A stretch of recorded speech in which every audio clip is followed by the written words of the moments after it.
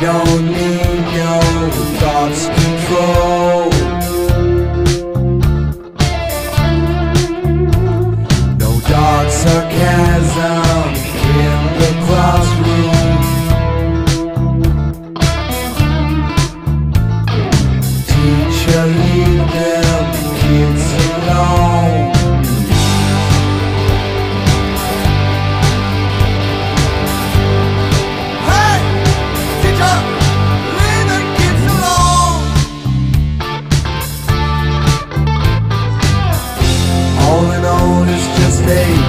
Another brick in the wall. All in all, you're just another brick in the wall. We don't need no education.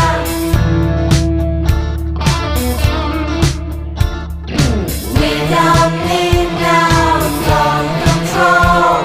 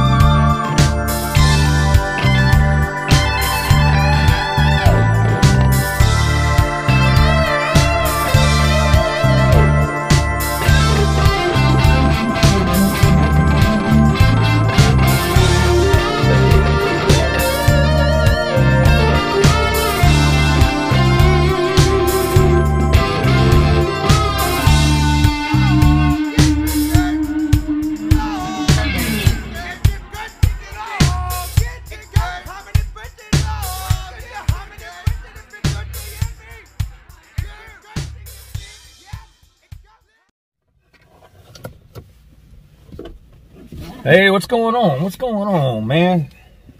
It's a beautiful Friday, and we are in Sally right now, and we're getting ready to head to the music store. That is a beautiful sound. Yeah, man, let's get ready to head up the road, go check out some guitars. Yeah, man.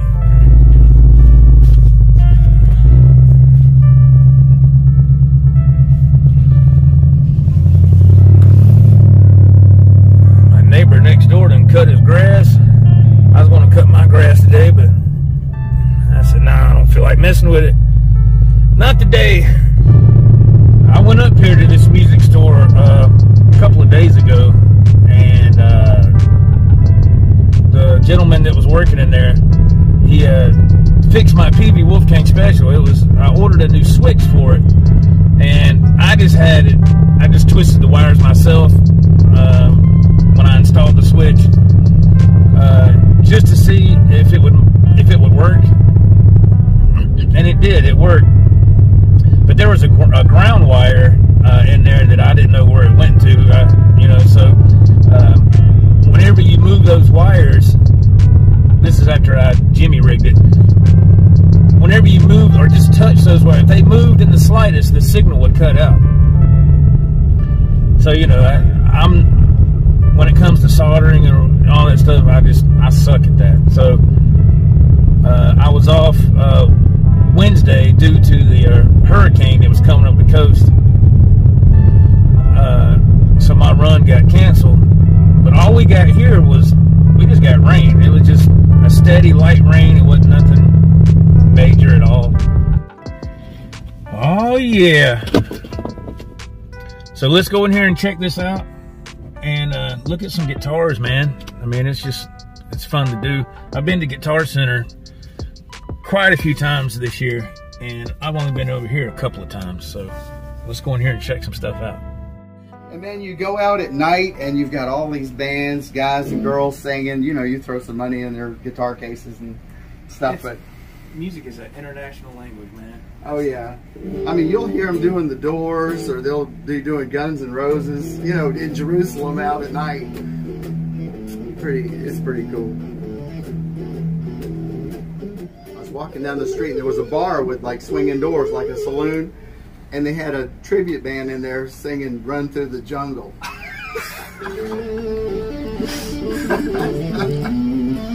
couldn't do that.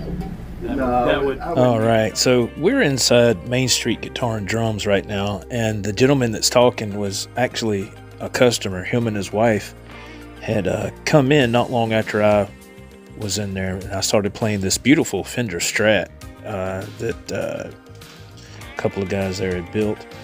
That worked there, and he was telling me that the gentleman you see in the frame, that he lived in Jerusalem for like 3 years, and he was telling me about how the bands were over there, and then it was just kind of wild to see a different ethnicity, I guess, singing the classic rock tunes of America. He said it was pretty wild, and he said it was very interesting and it was very cool to see that. He was really a joyful guy right there. You can see he had me cracking up, and it was really cool. But yeah, that guitar right there played very, very well. I was, you can see a price tag hanging on the whammy bar there, but there's nothing on the tag because the owner of the shop is trying to decide how much to put on the guitar, how much to sell it for. The guitar tech that took the time to shoot this footage for me on my phone, he believes that the owner might put like $700 on it. I don't know. I played it for quite a while. It was very nice guitar. I liked it a lot. But you know, I love the color. I love the gold pick guard. And but yeah, had to put it back. But it was a lot of fun hanging out. I think I hung out here for a little over an hour today, just talking to one of the employees and talking to these fine people here. They were in from out of town, visiting a friend, and so their friend was coming up to pick up an amp that the owner had fixed. So they were waiting on their friend to show up to pick up the amp. So, but yeah, it was a lot of fun here. I used to have one of these right here, Squire Telly. I had that. You heard it before, hadn't you? Highway to Heaven. Oh yeah. David and Johnson. Oh yeah. I like that ovation right there. I think that's pretty. It is very pretty. Very beautiful. I played it before. It's nice too. All right, we just came out of the music store, man, and Larry, the guitar tech, was in there, and he's worked on my guitars before. Super nice guy, and as you saw, there was a few people in there.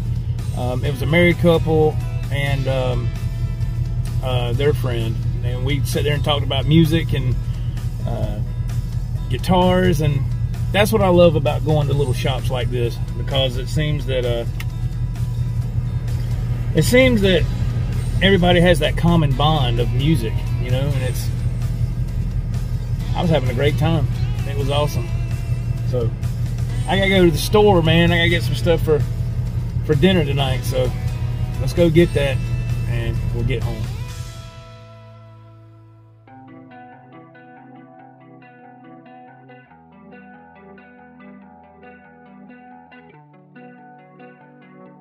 Well, first I think it takes perseverance, confidence, and drive. I think it takes those three things. I mean, you have to want to do it. I mean, really, really want to do it, man. You have. It's one thing if music is a hobby. It's one thing if you're a campfire player, and there's nothing wrong with that at all. Nothing wrong with that at all. There's different levels of musicianship, if you ask me. It depends on how far you want to take it. Do you want to have some guitars that hang on the wall for artwork? There's people that do that. That's fine. Nothing wrong with that. Or do you want to be a player?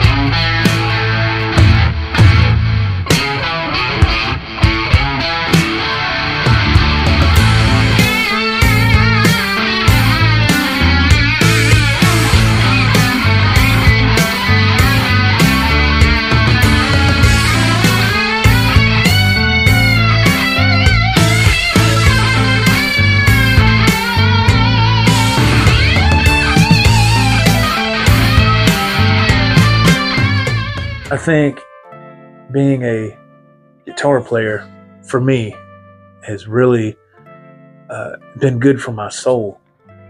There's been a lot of times in my life where music has really, really helped me get through. And when I've had good times in my life, music is great, man. There's nothing like celebrating a good moment in your life with a song. A certain song can take you back to a point in your life like that. Maybe your high school prom, your first kiss or whatever. I mean, it's music has the power to do that. There's nothing else in this world that has the power to take you back to a moment in your life other than a photograph. A photograph does that, of course, but a song, man, music is that one thing for me that when I hear it, and I'm like, oh, wow, I remember such and such,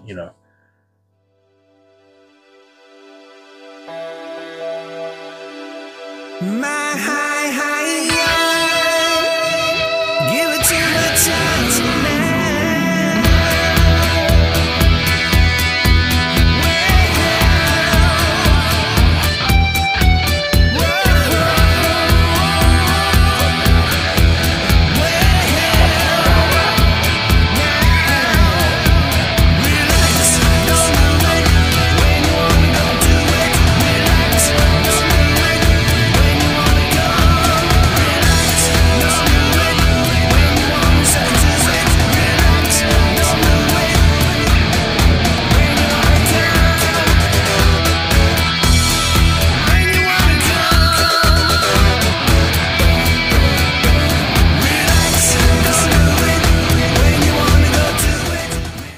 Even on social media, I'll see a post that says, here's your memories from 6 years ago.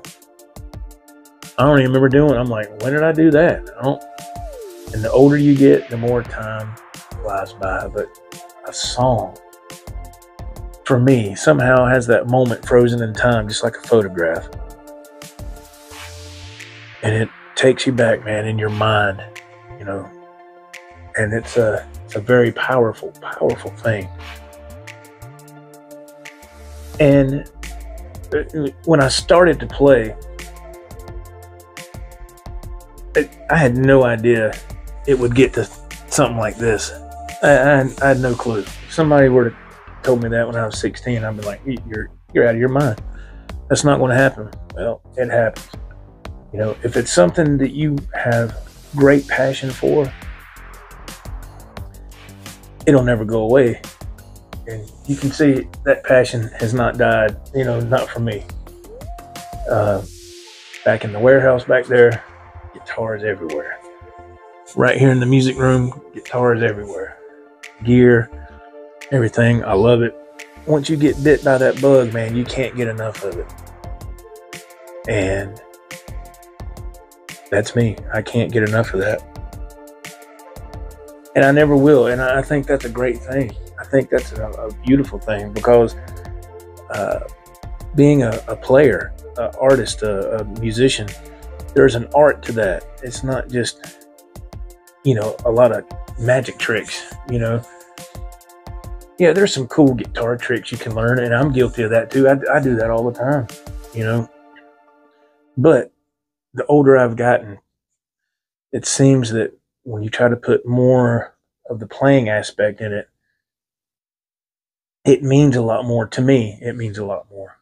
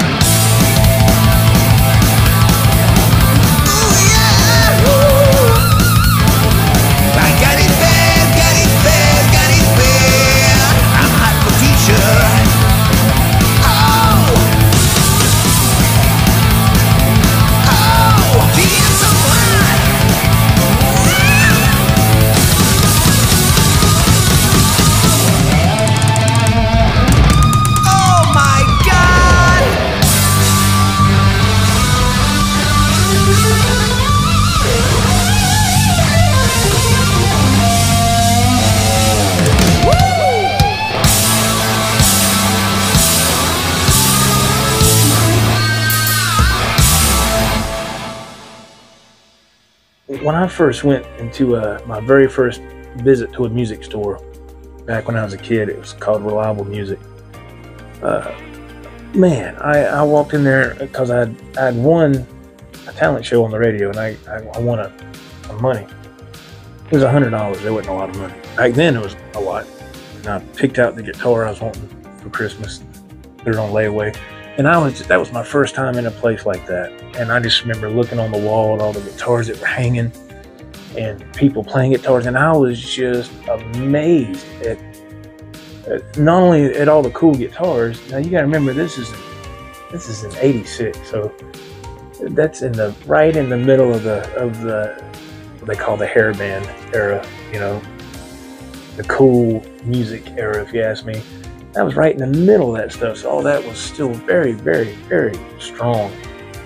And I was amazed at what I was seeing and what I was hearing. That was the first thing.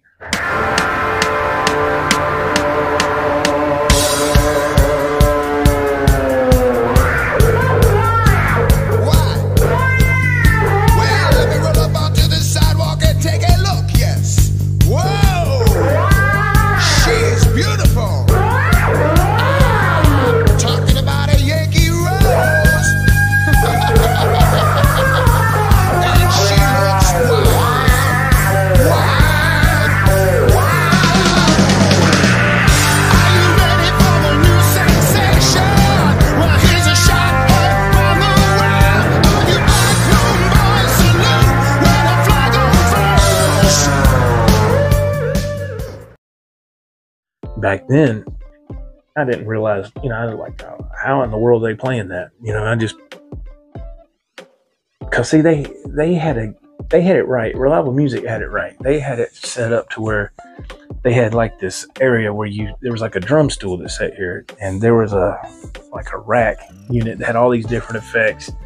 And nowadays you got like your Headrush Prime, you got all these other effects, guitar effects processors.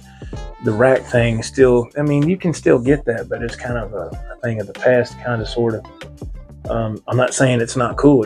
I still think it's cool, but if you want to get that kind of stuff, I think won't cost you a pretty penny. Matter of fact, I know it will. But anyway, they had all these effects in this rack. I didn't know what none of that stuff was. And I was just watching, and I'd watch one of the salesmen plug up a guitar and play a couple of licks for a potential customer, you know. And I was just, I was amazed at what I heard. I was like, oh my God. He'd play like the intro of a You Give Love a Bad Name or something. And I was like, oh my God, that sounds just like off the radio. And so it blew my freaking mind.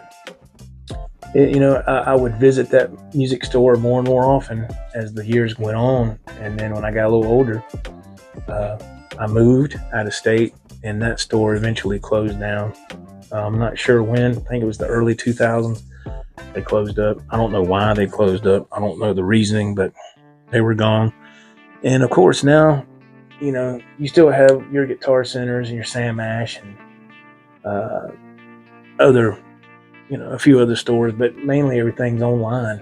I get a lot of my gear from online. I do a lot of business on Reverb, a whole lot of business on American Musical Supply, a whole lot of business on Sweetwater, and also Sweetwater's Gear Exchange. That's their used site. I do a lot. I've done business, man, for these places for a long time. And to somebody who's outside of that box, a non-musician, they look at you spending money on this stuff, and they probably think, what are you doing, man? And why are you doing that? Because it's your passion, man. It's what you love, And, when I was a kid, a young teenager, without me knowing about it, I didn't realize it, I guess, back then. But music kept me out of a lot of trouble.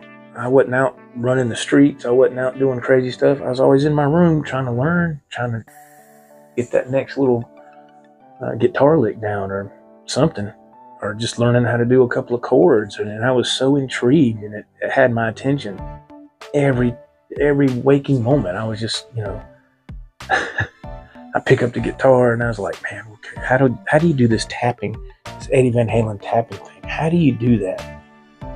And I would just try, and I would watch Live Without a Net, the Van Halen live concert video on Eddie's solo. I'd watch that over and over, and I'd freeze frame it.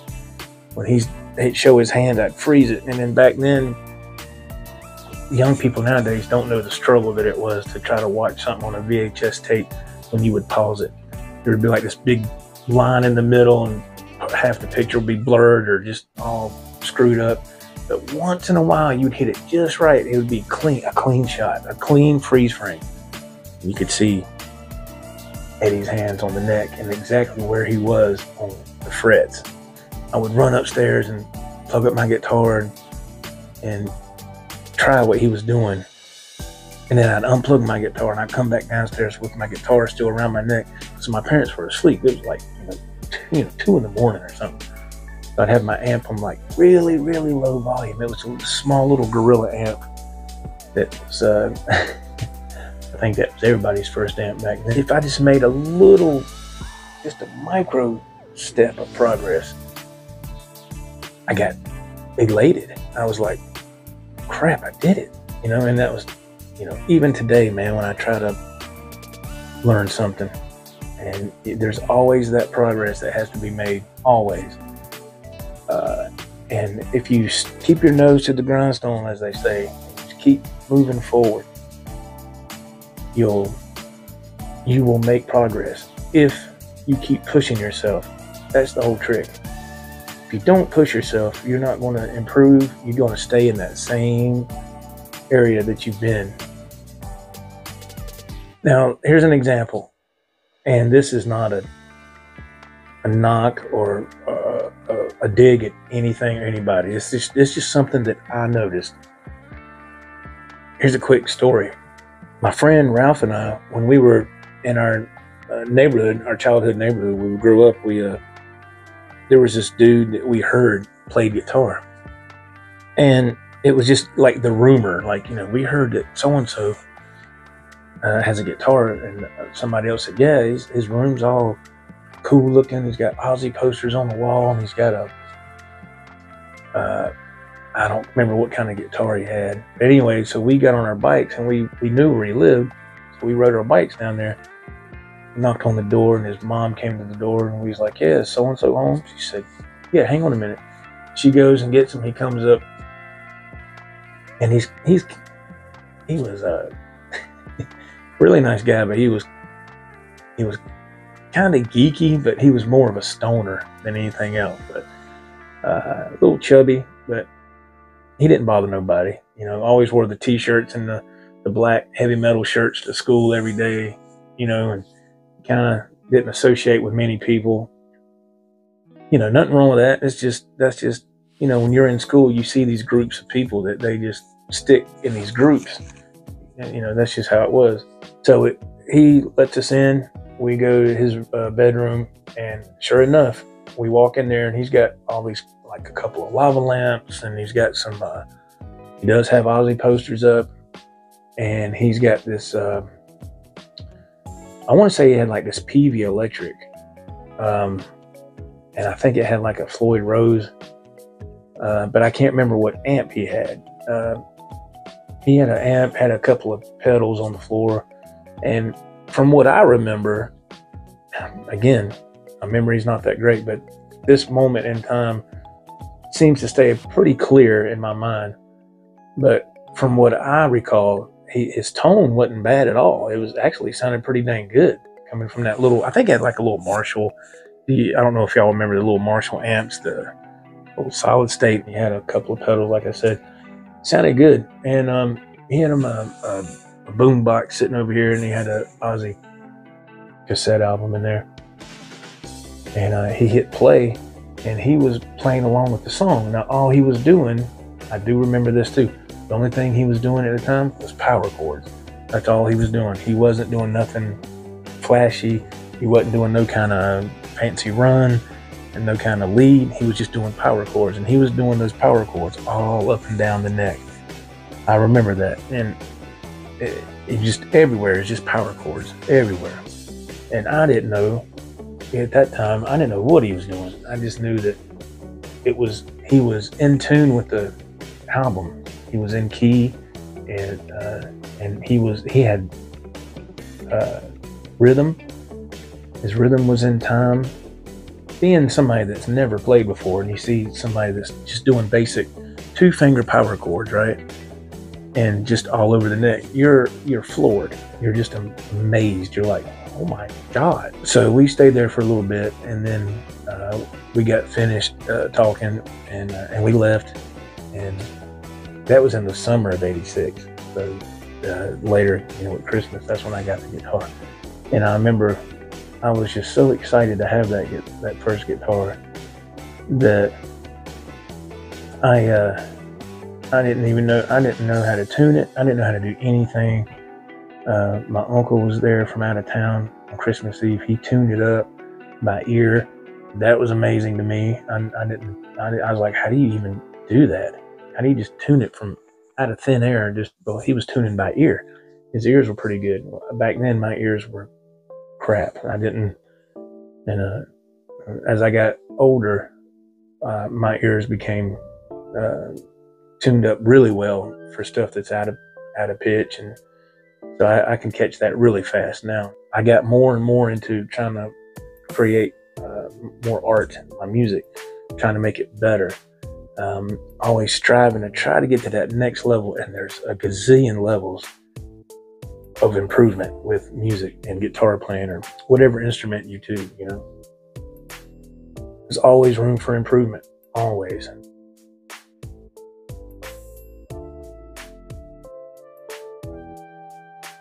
I never quite understood the whole gaming thing, because you beat the game, right? You buy the thing. Again, I'm not putting it down. I'm just kind of like, okay, it is what it is. It's for whatever. But when you beat the game, that's it. And you really didn't create anything. I don't know. It's just for me. I guess that's why the gaming stuff never jived with me too much. I like creating something in my hands, and something that I can hear and I make something out of nothing, which is a song or, you know, whatever, some new riffs or something. Because eventually the goal is you want to write a song, learn how to write a song, learn how a song is structured, and try to do it to the best of your ability. And then you work on your tone and your overall sound. And, you know, there's just so many different variables involved that you can go down to make things better. Again, how far you take it is up to you. But for me, that road never stops, man, because it's always fun. It's always a cool thing, and I always enjoy it, and always will.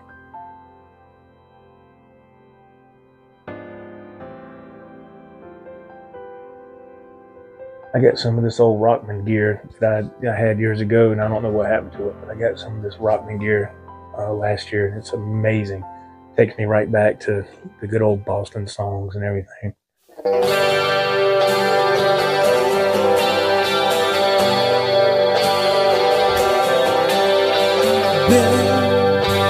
Tomorrow's a far away.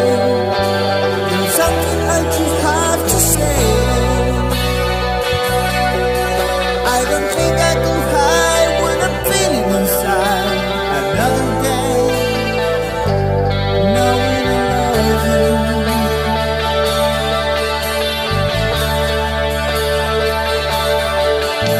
And I get too close again. I don't wanna see that. If I tell you tonight, once I turn the lights and walk away, you know I love you.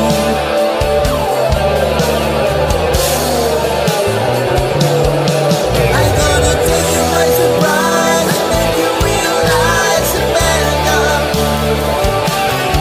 I'm gonna take you right away. I can wait another day, Amanda. I'm gonna say it like a man and make you understand, Amanda. I love